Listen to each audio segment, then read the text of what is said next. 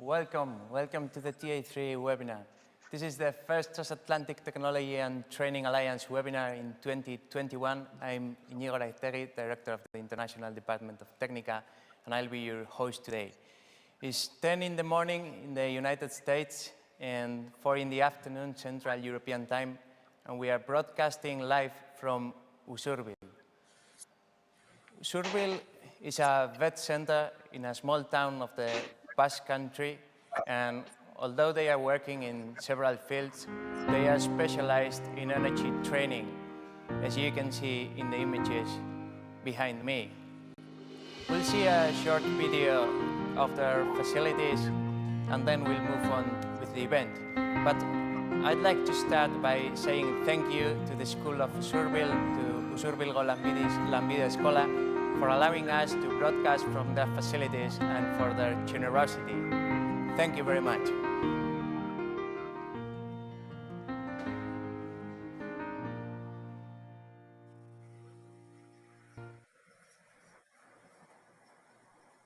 Today, our third speaker is Dirk Verberg. He comes from the Netherlands. He's the educational manager at the nursing department at Curio. Good afternoon, Dirk. How are you? Good afternoon. I'm very well, thank you. Okay. We'll be back with you in about half an hour. Our second speaker is Sue Griffith. Sue is the Vice President at Ivy Tech Community College in Indianapolis in the United States, and she'll share with us some of the activities in relation to energy training. Good morning, Sue. How are things going in Indianapolis? Great. Things are really good. It's going to be spring soon. Great. So we'll be back with you soon. And our first speaker is a very special guest that we have today. He's Dr. Stuart Rosenfeld, and apart from being one of the founders of the Transatlantic Technology and Training Alliance, he's a real pioneer, and he's also one of the most knowledgeable persons in vocational education and training. Good morning, Stuart. How are you? Good morning. Very good. In a rainy North Carolina day. Okay. So we'll be back with you in about a minute. After these three presentations, we'll move to the panel discussion. So please, while they are speaking, write your questions in the chat so that I can read them, I can take note of them, and I can pass them to our speakers. And then, after the panel discussion, we'll move to the last part of the webinar, which are the student activities that you've been uploading to your YouTube channels. And now, let's start with our first speaker, with Dr. Stuart Rosenfeld. Stuart is a partially retired former engineer, educator, and researcher, and he's been working with vocational and training and technical training for about 40 years. He's also one of the pioneers of the TA3 Alliance, and he will discuss the evolution, the changes over time in the TA3 network. So, Stuart, whenever you want, the floor is all yours. Okay, well, thank you. This is a real pleasure to be here and see Inigo and Technica and encouragement from my friend Jose Luis Fernandez in trying to rebuild and reconfigure the TA3, but in different ways. It's obvious from what I saw earlier that the times have changed when I saw what you showed at the your current site there. I'm going to have to address very different issues and needs. What I want to do is explain why and how we started the Alliance and see if any of it can be useful in the current economic environment and for reconfiguring. Okay. It began in 1987. It's no doubt before some of you were born, as a regional project in the US of an alliance of governors of the 13 southern states. The business-friendly southern US, because of its low costs and low or no taxes, was still losing out to the higher levels of technologies and skills used across Europe and Japan. And the US at that time had almost no government assistance for manufacturers. But my background in what I'd done recently with vocational technical colleges and vocational education, I realized there were community colleges and technical colleges that were stepping up to help businesses learn about and adopt these new technologies to be more competitive. And I was able to convince the 13 Southern governors of the organization I was working with that these community colleges were underappreciated and could do a lot to help the South's manufacturing base.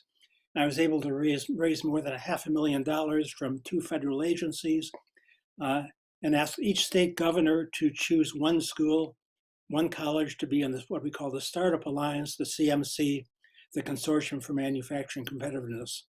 Now, the governor who chaired this alliance and led the support for the CMC was Bill Clinton of Arkansas, who, of course, 5 years later went on to become president. But it happened at the same time that Americans, policymakers and educators were looking to Europe for their future. So inspired by this, what we were learning from successes in Western Europe, Hannah Shapiro at the Danish Technological Institute and I were able to get financial support from the German Marshall Fund in the US and the European Union to organize a conference in Washington, D.C. in May of 1984. And we developed a plan to expand this consortium to include schools from other parts of the US and from Europe. We wanted to grow nationally and internationally. And this is the map of the original membership. We relied on suggestions from our new secretariat, Nigel Payne in Scotland, and colleagues in the OECD and the EU, and people Hannah and I knew in Europe and the US to find other members. And just so happens that Jeff Raffin, the president of the college that Amy Cox is at in Green Bay, was then the chancellor of the New Hampshire Community College system. And he became our first member from outside the South. It's a small northern state that looks like an island on that map, but it's not an island.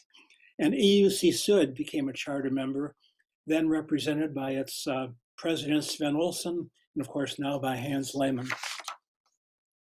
Our goal was never to become another association that just held a meeting and generated revenue from membership dues. We wanted to be small. We wanted to build personal relationships and trust and promote innovation and learning. In Europe, for example, they wanted to learn more about how we dealt with entrepreneurial training, technology centers, business incubators, and Americans wanted to learn more about European apprenticeships, about how they develop skill standards, and the governing through social partnerships. We sought members who wanted to connect research to practice and ultimately to policy. For this, we needed an international advisory board to give us legitimacy. So we created this board, and this is one example of the board. What it looked at one point in time. The members stayed on for usually 3 to 5 years. And this is an example of who served: representatives of government, industry, research, education from across Europe and the US. And the board never met in person, but members frequently attended our conferences and spoke at our conferences, participated in projects, and basically lent support and gave us ad hoc advice as needed. And then, of course, we needed co-secretariats, one in Europe and one in the US, to provide leadership from both sides of the Atlantic. And Nigel Payne from Scotland and Cynthia Liston in the US and Lars Muller-Benson in Denmark all served at various times as secretariats. And the secretariats were there to make sure that the accomplishments of the TA3 were shared with other schools and organizations, and they reached people and places that could influence public policy and generate and find resources and support. The TA3 has been very project-oriented, and the Secretariat often identified opportunities, wrote grant proposals, coordinated work, and also informally facilitated exchanges among students and faculty. Our most effective way to reach people was through our regular conferences, which at the time we held about every 8 or 9 months on cutting edge topics. And they might be the next wave of educational reforms or technological and social trends or the changing nature of the workplace. And we planned these always in cooperation with the host college and alternated between the US and Europe. And we sought large and influential audiences so we could share our ideas. And each meeting was a 1 to 1.5 day symposium that was open to the public and widely promoted, a members only business meeting, a tour of the host college, and social events to build relationships. We had to raise money for most of these, of course. And I remember one meeting in Western North Carolina, we had grants from 9 different organizations, ranging from a large US government agency to the Cherokee Indian Preservation Fund. And these are just some examples of themes that we held for meetings. You can see, I'm not going to go through these, but it just gives you an idea of the topics we've addressed over time. And most of these were relatively new at the time and introduced colleges to new topics they hadn't been spending a lot of time on. And most of them led to publications, and some of these to projects and even additional alliances. The meetings were never all work, of course. Socialization was one of the most important parts of what we did. And these are just some pictures from our meetings. You can see a boat trip along Copenhagen's canal on the upper left, the tour of a program at the college in Green Bay, the Jose Luis introducing my wife to your apple cider. I guess you know where that is happening. It's not far from you. A fish dinner at a camp outside of Tampere, Finland. The Secretariat, Lars Møller Benson and Cynthia Liston taking a beer break in Galway, Ireland, and our traditional dance and beer in Berlin. And beer, of course, has always been an important part of TA3 programs, although I have to say that hard cider in San Sebastian was a nice change and a nice alternative. Here's an example of the publications that have been in us because they enhance the TA3 reputation and share what members have developed and improved or discovered. And some of these were written for organizations such as the OECD, the EU, US government agencies, foundations. Some were for journals and magazines, and some were internal, designed mainly for members. We always wanted to share what we learned as much as we could because it would help the other schools in our region and help our governments too. We produced a regular newsletter, an 8 to 10 page quarterly newsletter that described the Alliance activities, news from member colleges, events, ideas of potential interest. We profiled one member in each issue. The newsletter was disseminated to brag about what we've done, about what the schools have done, the activities of members, and promote their accomplishments individually and collectively. And our distribution list was very large, included hundreds of other colleges, associations, government agencies, researchers, businesses around the globe. Here's an example of just a couple of the programs that we had funded. The one LSICE is Learning Through Simulated Information Technology Enterprises, was a way to incorporate business and entrepreneurial skills into IT programs by simulating the business. And then they'd be run by teams of students who were role-playing different roles in the organization. And teams of TA3 members designed the curriculum for these 2 different types of businesses. Then we ran workshops around the US for non-member schools that wanted to learn about how to adopt these curricula. And these schools, of course, were funded to come to the US and for their work. We had a fairly large grant from the National Science Foundation in the US. The other earlier project developed and tested multi-institutional online learning. And this was very early in the development of web-based learning before Zoom or FaceTime or anything else. It was at the time really groundbreaking. Students talking to each other around the globe on the internet over the computers. And the project even led to an invitation to testify before a subcommittee of the US Congress to describe what the TA3 had developed and its potential. In areas that were new to technical colleges, we tried to develop once in a while some learning and innovation networks. And these were alliances that were for TA3 members, but we also invited other colleges to join us that had similar interests and specialized expertise. And some of these took on joint projects and operated almost in parallel with the TA3 for many years. CraftNet, for example, targeted college programs for creative occupations and businesses, areas that were generally misunderstood and underdeveloped by community colleges. And this continued for about 10 years.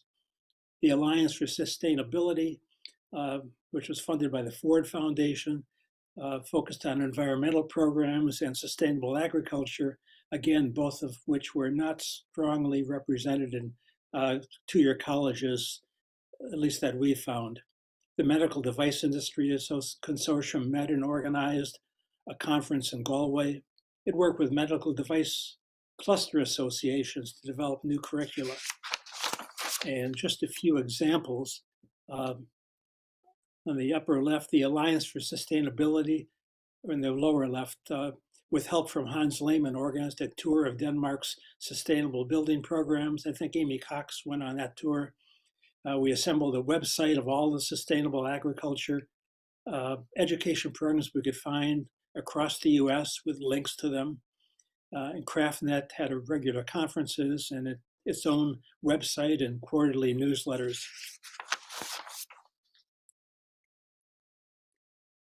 Finally, we also developed, expanded the student and faculty exchanges. And this took us a while to get to. It's really only been the last 5 years that these exchanges began to happen.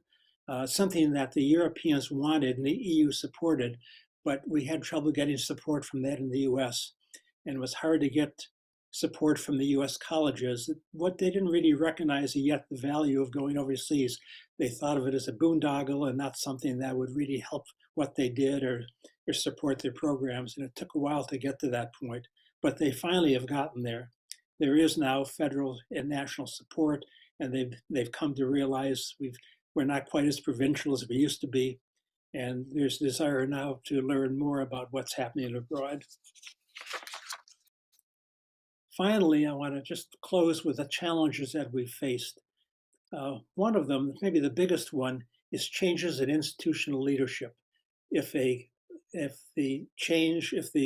chancellor or president of the college was replaced, or there was a reorganization of a system, often they didn't recognize the value of the TA3 and they didn't want to invest the money or the time into it.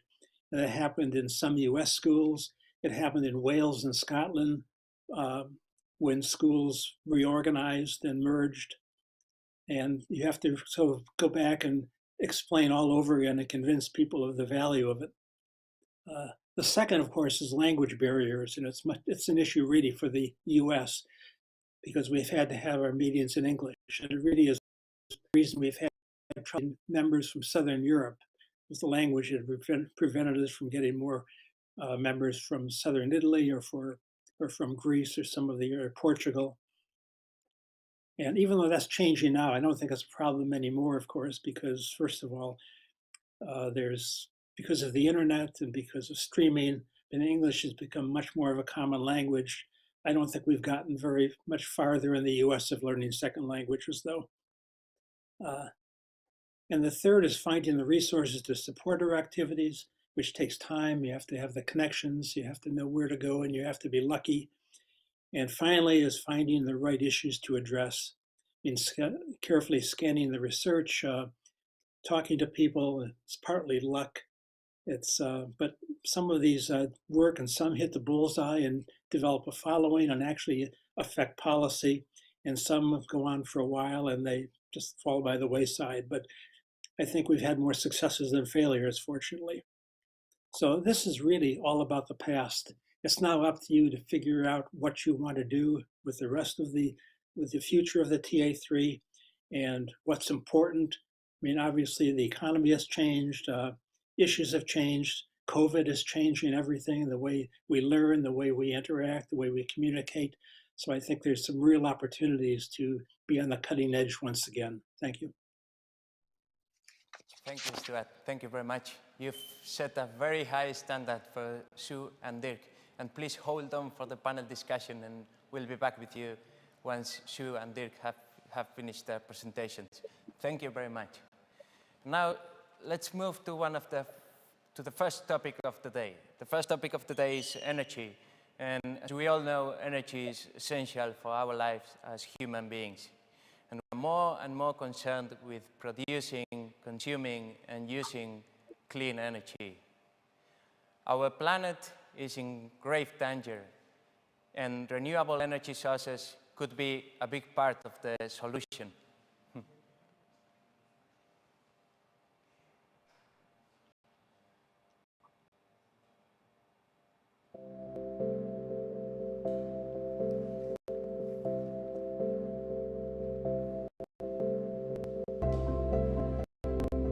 Prepare, sow, and harvest. The cycle is completed in 3 actions. The sun, the sea, the wind, and the earth offer us the harvest. The fruit is the energy of their strength. Caring for the planet and the well-being of society is the goal. But in order to harvest, we have to prepare and sow. The key is to play fair, both in energy generation and consumption. Clean generation, clean consumption. And the only way to do that is through excellence. Vocational education and training is at the heart of the preparation phase. The European Green Deal has laid the foundations so that economic growth and sustainability go hand in hand, and the youth will be at the heart of the agreement. The decarbonisation process will be undertaken by them, the youth. Prepare and sow. These are the keys, focusing on research and development, step by step, building on human values. Through knowledge, we will achieve the desired harvest, clean and renewable energy, but acting responsibly in all processes, working attentively at each step, in every action. We are prepared to give the best of ourselves at all times. Basque vet colleges have started the work at home and have taken the first steps. We are acting responsibly and coherently, and working on respect for nature as one of our most important values. And from the Basque Country, we open up to the world, because playing fair with nature has no borders, and the air we breathe is a heritage of all humanity.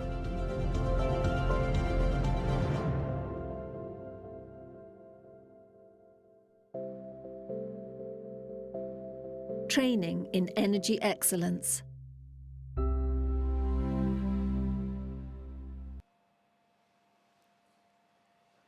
Okay.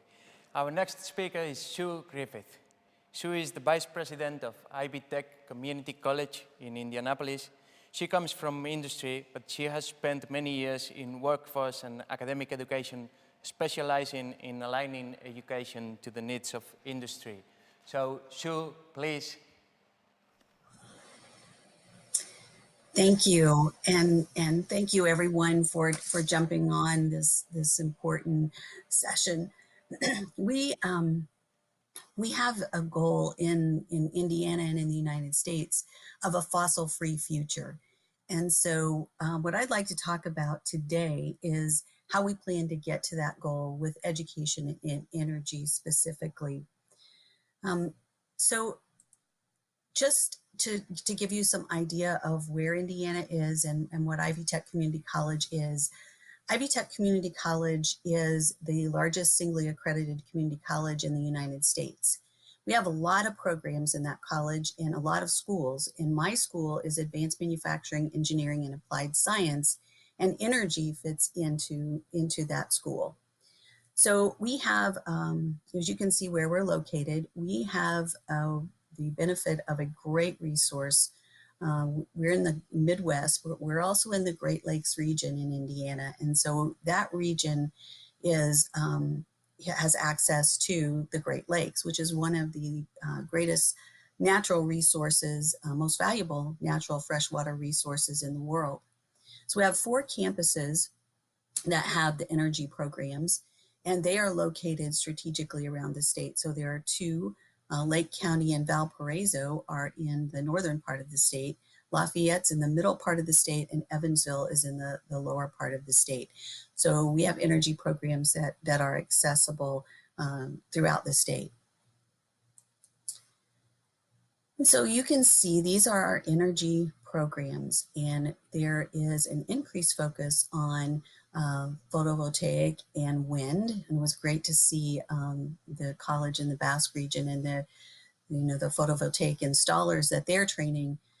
We have electric line, natural gas, and power plants. So we still have some traditional fossil fuel programs, and that can really give you an idea of where we are as a state and a country in our energy transformation.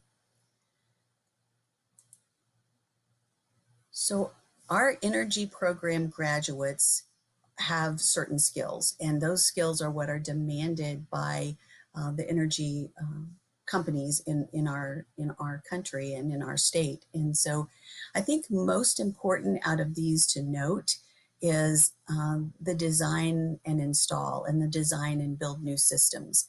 So we're really looking for, as we complete our energy transformation as a country, like Europe, we're really looking for new systems. And so we're trying to install that or instill that power or suggestion of innovation into our graduates.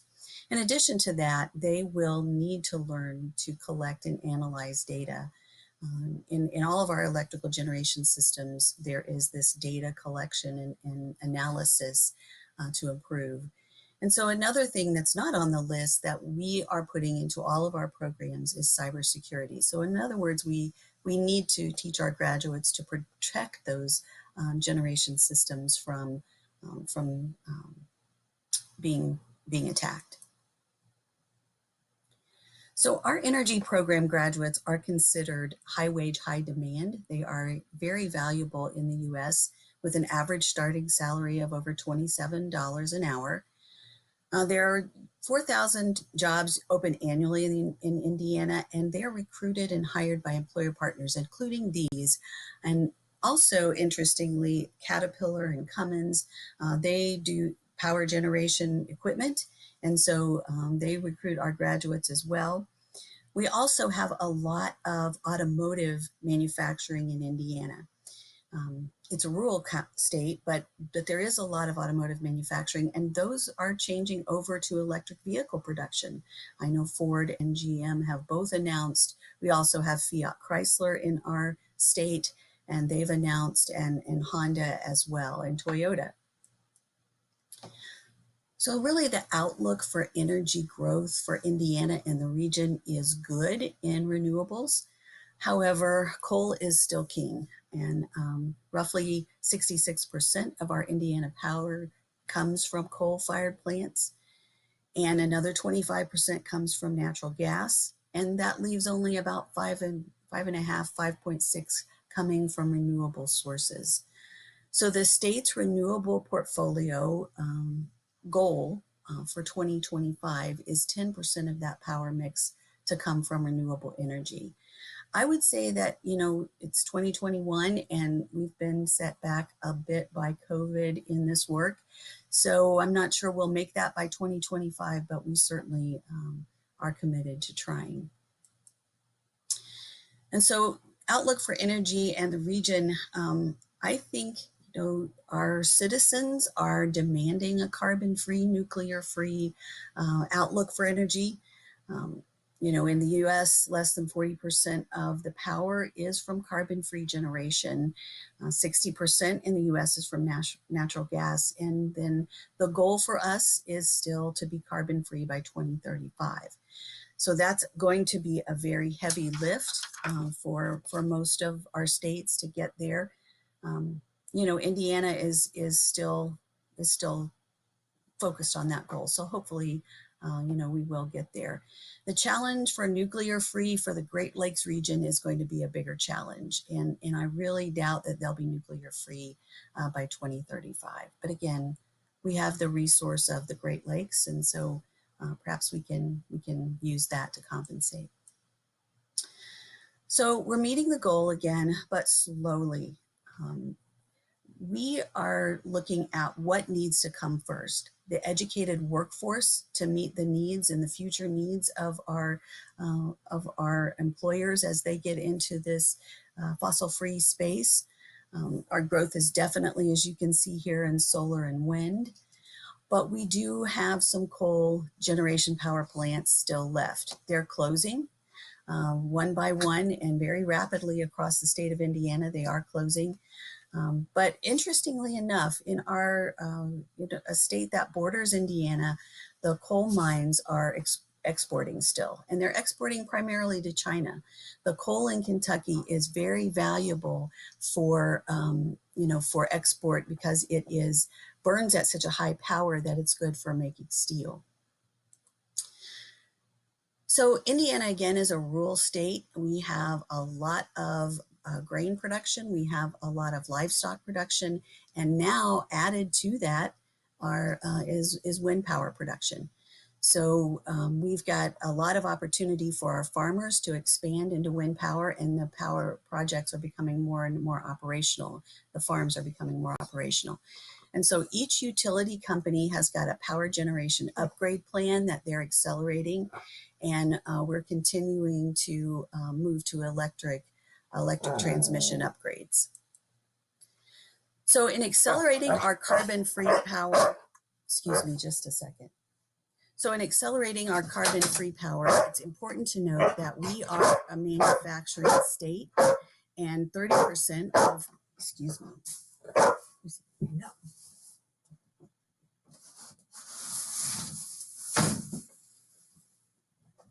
I apologize. 30% of our gross domestic product in Indiana is generated by manufacturing, by that sector. And 60% of the power generated in Indiana is used by our manufacturing companies. And so what that means is we have to come up with a carbon-free solution that still keeps that sector viable and keeps them working. So there, again, the rise of electric vehicles and electric vehicle production in Indiana is really making some changes in the workforce and education of the workforce. We've got universities who are supporting and promoting power innovation in our curriculum. And we've got companies like Duke and NIPSCO who are innovating and trying to stay profitable. But I think the biggest effect for carbon-free power in the United States, and particularly in Indiana, is that students are really showing a greater interest in being more socially responsible. So many of you may have heard we had a new president, and with a new president comes a new plan. And that new plan has some of the old goals with it, but it also has some of new strategies to get there. So we are on track for net zero emissions by 2050.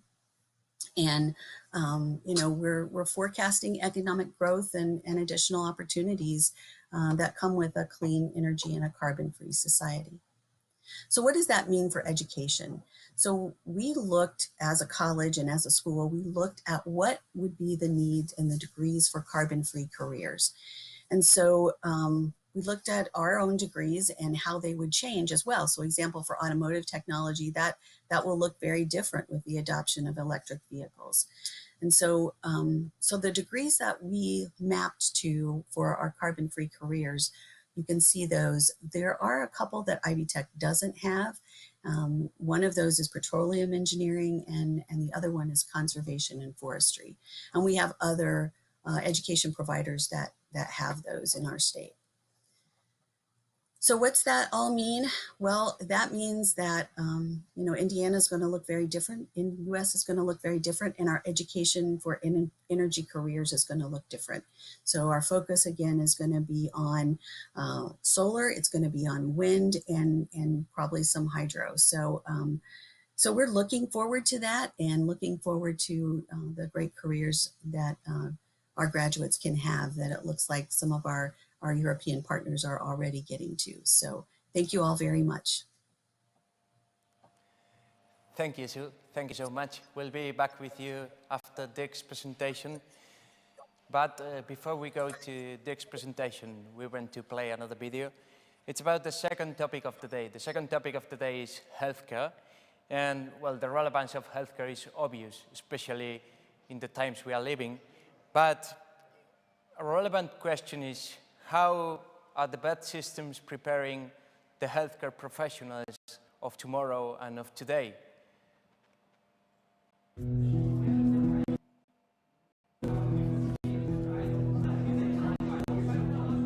You teach us that technology can improve people's lives, help them in their day-to-day with new and improved applications that foster their independence.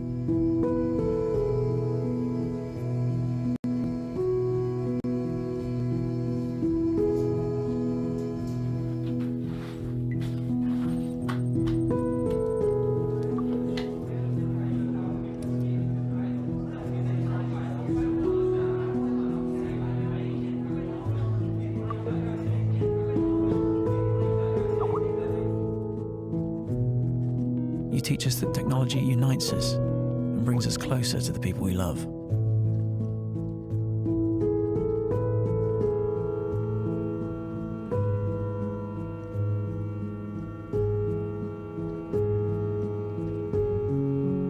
Let's learn how to design devices that can help take care of others, with applications that help improve our health, offering us a more hopeful future.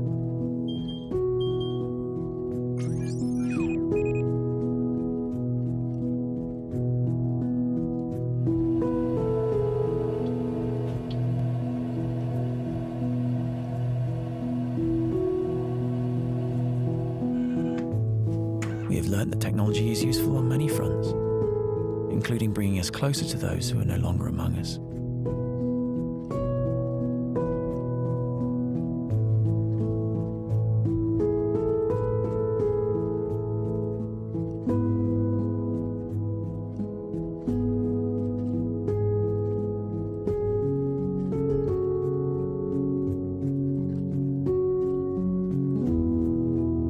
But sometimes, what a person needs is not a brilliant mind that talks, but a heart that listens.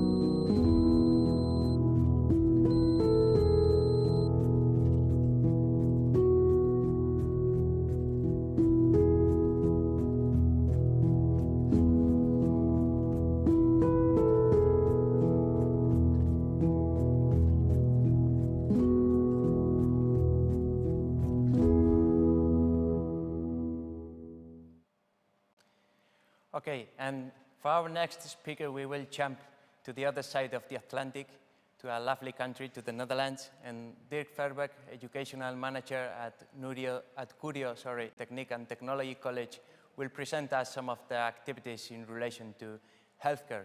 So Dirk, please, whenever you want.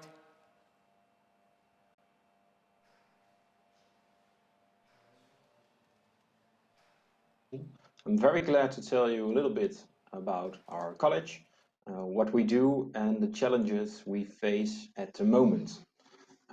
Before we get into that, I want to give you a little bit of a background story. I'm the educational manager of the nursing department at Curio College. At Curio, it's quite a big college in the south of the Netherlands, and we actually have three different sectors. We have a technological sector, an economical, and a healthcare and well-being sector. And like I said, I'm in the health and well-being sector. I'm responsible for all courses that lead up to a nursing degree. So in total, that's about 900 students.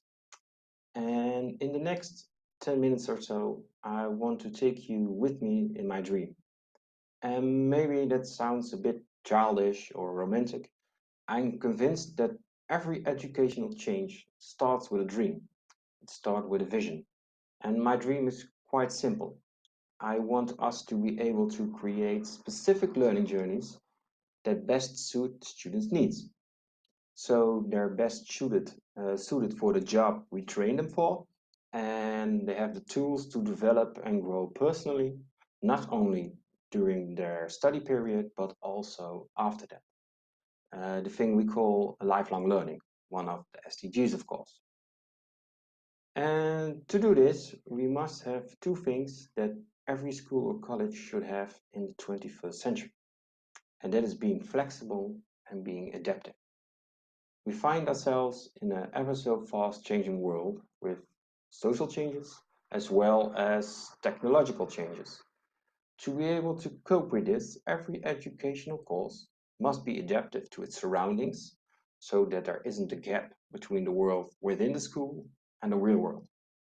And we must be flexible so we're able to adjust to these changes. When I started at this college, I have a technical background. I started here about 2 years ago, and there were 3 different teams providing courses that led up to a nursing degree. So a lot of the same work was being done 2-3 times by different people. So the first thing we did is combining these teams, work more efficiently, and make sure that more of our time is spent for the student and on his or her learning journey. And as you may know, combining and changing teams is always a difficult task, but we made some good progress. And maybe it doesn't look like much, but this is actually the fruit of our labor. And here you can see the program which every student follows when they want to become a nurse. And without getting into too much detail, we divided our program into different modules. And each module, we combined all the knowledge and the lesson materials of all the different teachers. So we made some sort of a central library that serves as a base for every learning journey. All the teachers have access to the same library based on the need of a particular student or a group of students. They create a learning journey. And we do this for all type of courses, for all the courses we have. So it doesn't matter if it's a school-based learning program, training on the job, or it's more of a hybrid form. We all create a learning journey from the same library. And it looks something like this. When a group of students already have a lot of knowledge on a particular subject, we shorten that part of the program. When they have no or very little knowledge, we enhance that part of the program. It can also be that a health institution has a particular question or subject that they want us to pay extra attention to. So in this way, it's very easy for us to really work together with the health institutions to make the best suitable program, and that we can really be flexible as well as adaptive. These changes really helped us the last year considering the COVID crisis. Especially being in the healthcare sector, it's been quite a difficult time, but also a time in which we've really seen some extraordinary things. Things we were only able to do because we were adaptive and we were flexible. For instance, we had a lot of students working in COVID departments within healthcare institutions. Of course, this can be very stressful for the students, but teachers made sure that the program for these students changed, so it took a little bit less time and could be done more remotely. In this way, the students could keep working, sometimes even took on extra shifts within the healthcare institutions. And I can tell you it was very stressful for them, but also a very powerful learning period. And without these students, the Dutch healthcare system would have would have had a real big problem. So we're very, very proud of the students. Another thing we did was help with the vaccines. Almost all of our students are trained in giving injections. Unfortunately, the Dutch government has some issues in supplying the vaccines, but once they're all there, we're ready to assist within the vaccination campaign. Some of our teachers also assisted in the national health class. It's an initiative to quickly train people to do simple tasks within a healthcare institution. For example, we have people who used to work in the catering industry, who we train to in a short amount of time so they could quickly make the transfer to the healthcare institutions. So this also really helped because we had a lot of shortage of people within this sector. And last but not least, we've seen a very positive attitude toward the use of technology within healthcare, within the institutions, as well as in our college. So, for example, we have a project which we use smart glasses so students can see what it is that the healthcare workers see and are doing remotely. So they can learn from that within the safety of the school. We also use technology like virtual reality to give students certain experiences, like clients who get violent, for example. In this way, we can train this in a safe environment. We can also use virtual reality to give a client a certain experience, or call it a dream. So something that they really want. So let's say an elderly wants to go to the zoo, but he can't because he can't leave the institution. We can give him this experience by using virtual reality. And in this way, we can train the students by learning new technology, as well as working on their social skills. So in short, these are the things that we were doing over the last period of time and how we contribute to society. I want to thank you very much for your time. And if you have any questions, you can always send me an email. So thank you.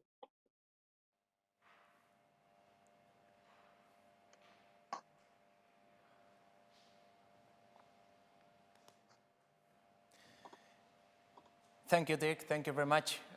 We actually have a question for you.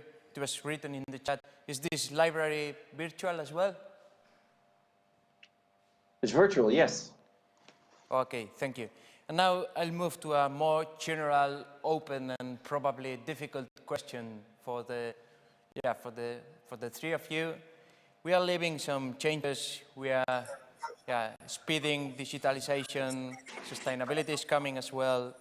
New jobs will appear. Probably other jobs will disappear. Others will not disappear, but they will change. Then we have the issue of aging, at least in our societies. We have migrations as well, and we have the vet systems in there. So I would like to ask you to give us your opinion on what the vet systems can do to tackle or to try to overcome all these challenges. We could talk about upskilling, reskilling, and several other issues. So may I suggest that we start with Stuart? What do you think about these issues, Stuart?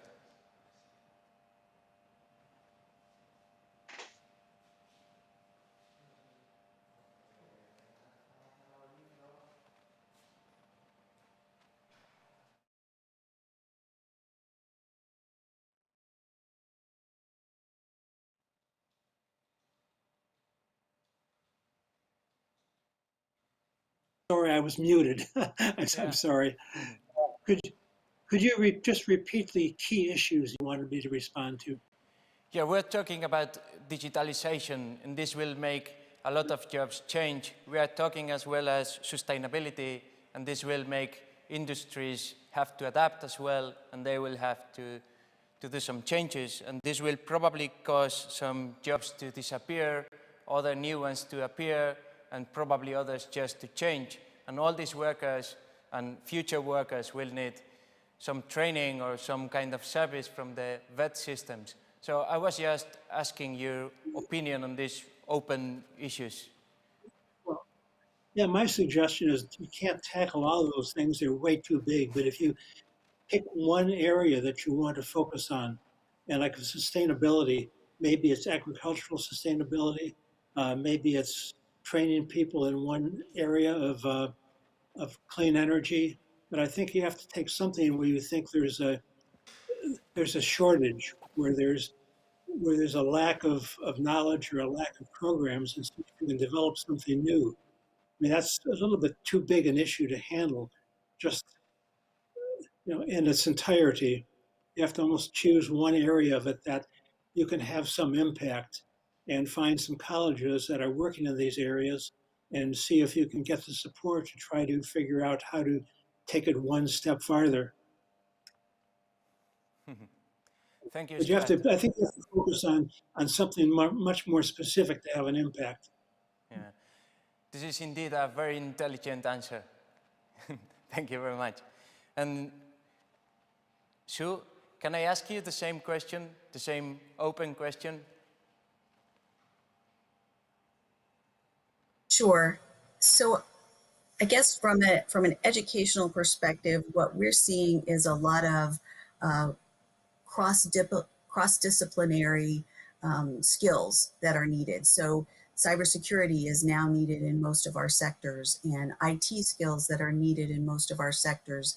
And so as we look at, our manufacturing companies and our energy companies, and we're seeing that overlap of skills. And so we're trying to not only change our curriculum to better align with what those future careers are going to be as best as our employer partners can tell us. We're also looking at micro credentials to use to upskill the current workforce, because they don't need to go back and retake everything, but they do need these new digital skills. And I really think that it's going to be similar to when computers became accessible to everyone. That jobs are going to change, but there are still going to be a lot of new jobs created, and we just have to be ready for that and flexible, as Dirk has said, to change, to make that happen. Thank you, Sue. I like your optimism. And Dirk, Sue has been talking about interdisciplinary work, and she has been talking as well about working across different disciplines and so on. So can I have your views on that? Are you doing something? Are you working as well with micro-credentials, with, I don't know, can I have your views?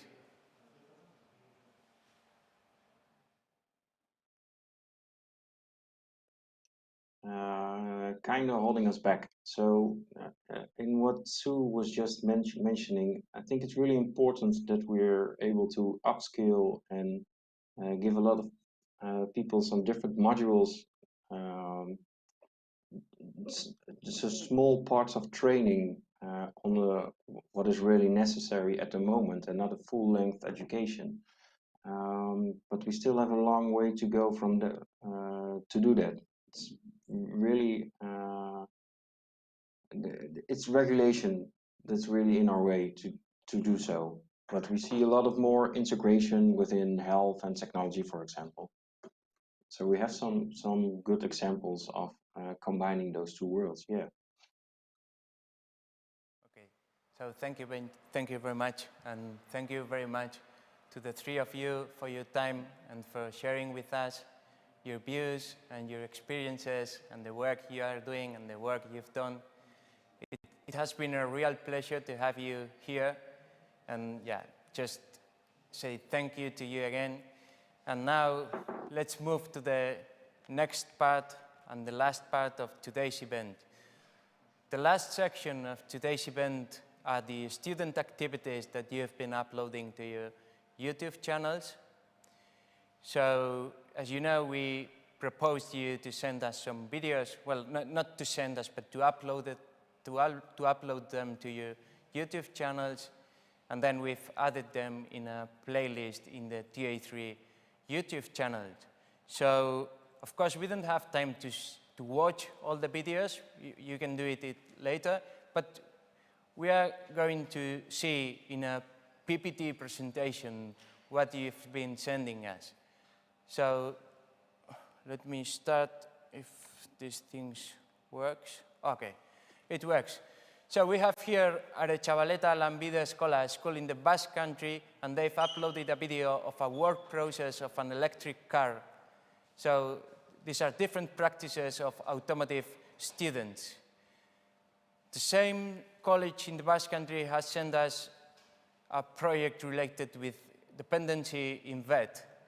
Okay, then we have Escuela Sanitaria Técnico Profesional from Navarra, the region just close to us here, and they've sent us a video of some of their student training activities during the lockdown.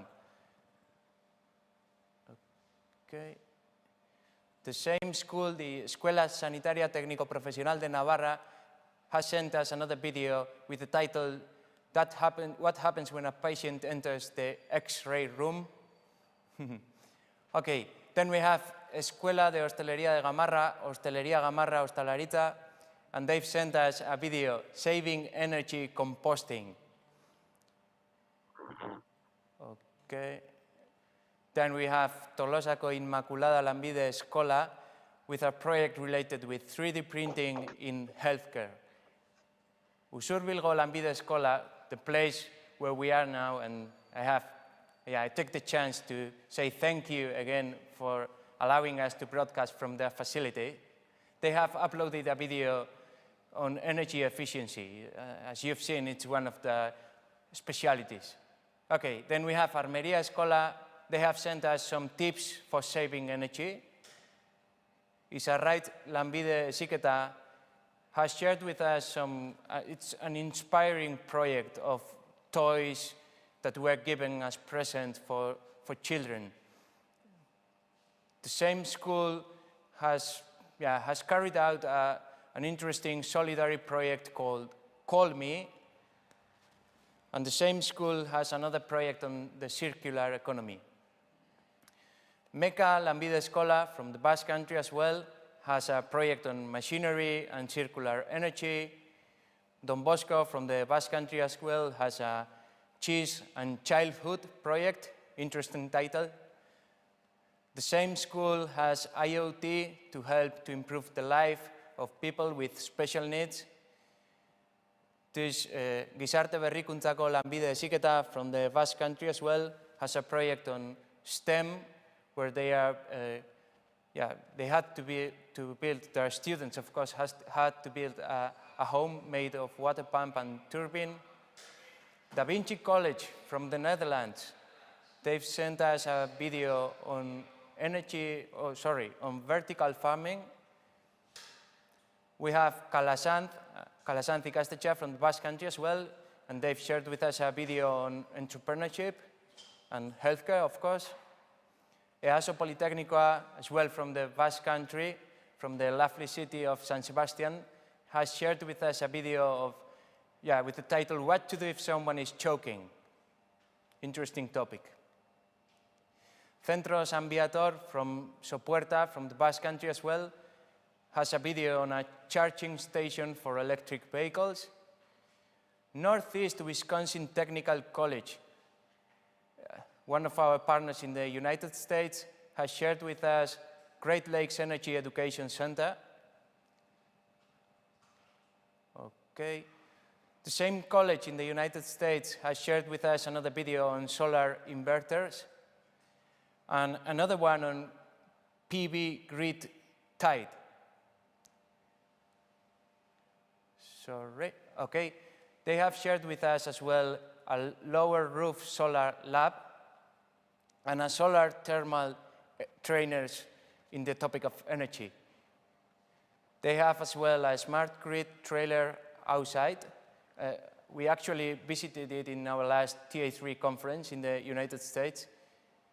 And they've also shared a lot of videos, but they've shared as well another video on a smart grid trailer inside the trailer, and another one on AA's EV charging. and another one on Green Bay Botanical Garden, a lovely place to visit. Tolosaldea Lanbide Heziketa from the Basque Country as well has shared with us a video on how to heat the domestic hot water in your home using renewable energies. And Miguel Altuna, another college of the Basque Country, has shared with us a video on a PV installation.